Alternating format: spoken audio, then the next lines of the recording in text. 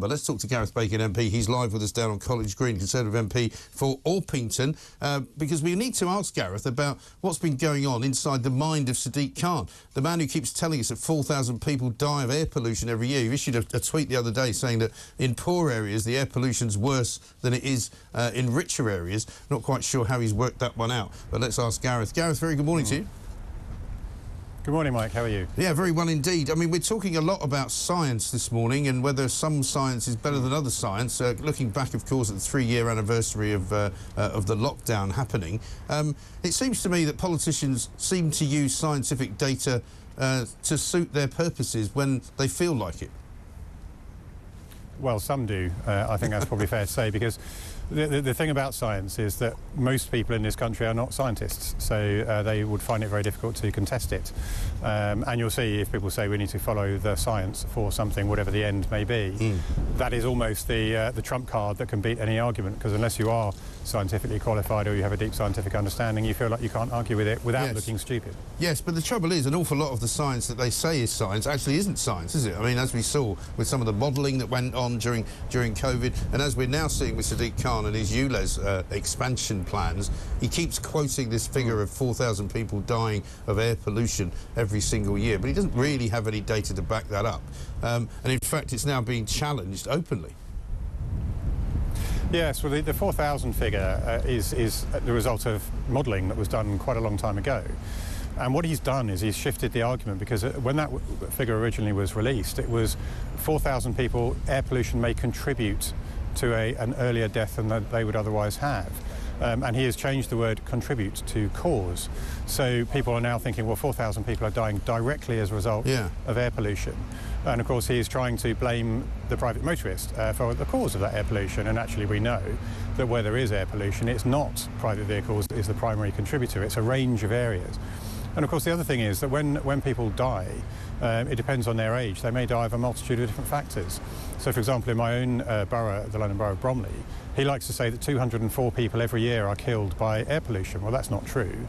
Bromley has the most elderly population in the whole of Greater London. Yes. A lot of them die of old age and the symptoms associated with old age. To say that air pollution has killed them is a gross exaggeration, to say the least. Yes. Also, we live in London. It's a multi-faceted city. It has all manner of different parts of it, which some are more green than others. But rather, I would imagine that we all share the same air. You know, I don't know how it's possible for him to make out that poorer areas suffer more from air pollution than richer areas, because how does he know that? Well, I think he's probably making the jump that poorer areas tend to be the most built-up areas.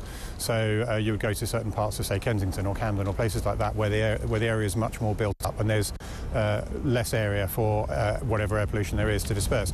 If you were to come somewhere like Orpington, 2/3 of it is green fields. If you looked at it from an aerial map, you would see a sea of green everywhere. So any air pollution that is generated, it's easier to dissipate. So I think that's probably the argument that he's making, but I haven't seen any scientific data that he's produced that backs that up. Well, exactly right. But also, the air isn't really contained, is it? I mean, I'm sorry if I sound a bit unscientific here, but, you know, I've lived in Camden, and you can walk down Camden High Street, and you can walk for 10 minutes and find yourself on Primrose Hill, where it's rather nice. Now, it may well be that because you're standing in the middle of a road that you're getting more exhaust fumes there, but I don't know that, you know, as a borough, it's suddenly more polluted than others.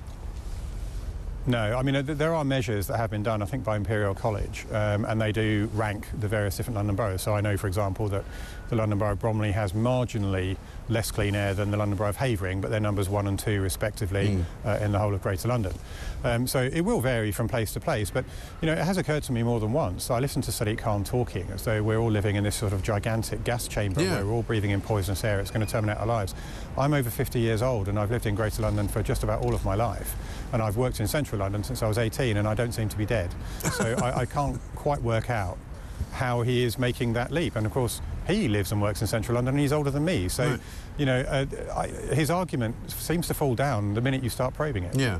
And the various different boroughs, many of them you'll know in the sort of southeast of the corner of the outskirts of London, and also some in the north and in Essex as well, are standing up against it. They're mounting some kind of a legal challenge, and they're hoping to be able to stop the expansion of the ULEZ, which I think is supposed to happen in a couple of months' time. I also noted that in the last few weeks or last few weekends, people have started covering up some cameras, so there's a bit of civic resistance going on as well.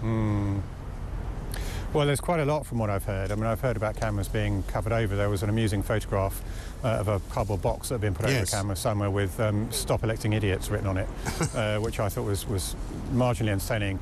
I have heard that cameras have been vandalised. The wires have been cut, some of them have been torn down. And obviously I don't advocate that. But I do understand why some people are feeling so aggrieved by this, because they're seeing a massive imposition being put onto the way they live their lives for no reason at all. And this is the absolutely key point. I keep talking about the Jacobs report, which was produced as part of Sadiq Khan's consultation. It was an independent report, so he could not control the outcome. And they assessed the air quality benefit of him rolling out the ultra-low emission zone to Greater London, and came back and said it would be minor to negligible in almost every regard. So he's doing this, claiming it's about air pollution, and it isn't. And everyone knows what it really is about. It's really about raising hundreds of millions of pounds by fleecing motorists. Yes, and he's already doing that. I mean, what on earth is he doing with all the money that he gets already? Because, I mean, the congestion charge, the ULEZ charge, which is already in place, must produce hundreds of millions of pounds. What's he doing with it? Well, the truth is, of course, that Transport for London is struggling financially. It struggled during the pandemic because people stopped using their services because they were under lockdown and staying at home. But of course there's other reasons as well. He imposed a fares freeze for the first 4 years despite knowing that he couldn't afford it, and he bungled Crossrail, and that's very important because Crossrail would have raised by now billions of pounds in fares revenue that wasn't realised because it wasn't open. So TfL is way behind where they need to be financially, and he's looking for extra ways to raise revenue, and he settled on the ultra-low emission zone, and so it's quite a wheeze because he can disguise what he's doing by claiming that it's on environmental grounds and it's about air quality, but we all know that it's not. No, quite right.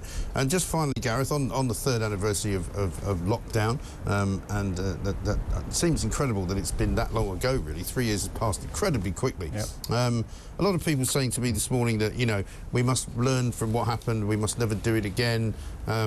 Whatever went before, you know, nobody necessarily must be held accountable for it, but there needs to be a proper inquiry, and there needs to be proper probing, I think, not the sort of stuff we saw yesterday, but, you know, genuine questions being asked to members of the government as to why they did certain things. Well, I think that's fair. I mean, that's why the government agreed to set up a COVID inquiry, because, I mean, obviously it was one of the most seismic things that's happened in any of our lifetimes, and I think it's perfectly right to go back and look at that and look at the decisions that were made. But I think it does need to be done in context, because when the pandemic first started to strike around the world, there was incomplete information, there was a lot of fear, and people didn't know what they were dealing with. And so some of the measures that the government introduced at that time were in that context. I think now, 3 years on, it's very easy to sit back and look at it and say, well, of course that was wrong, and this was wrong, and that was wrong. And I understand that, because believe me, I didn't enjoy lockdown like everybody else. It was a terrible time, and sort of mentally I've blocked some of it out because I don't like to think about it. So I think it is important to have the inquiry, but I think it's also important, whilst we're having the inquiry, to appreciate the context in which decisions were made, because I don't think decisions were being made in bad faith.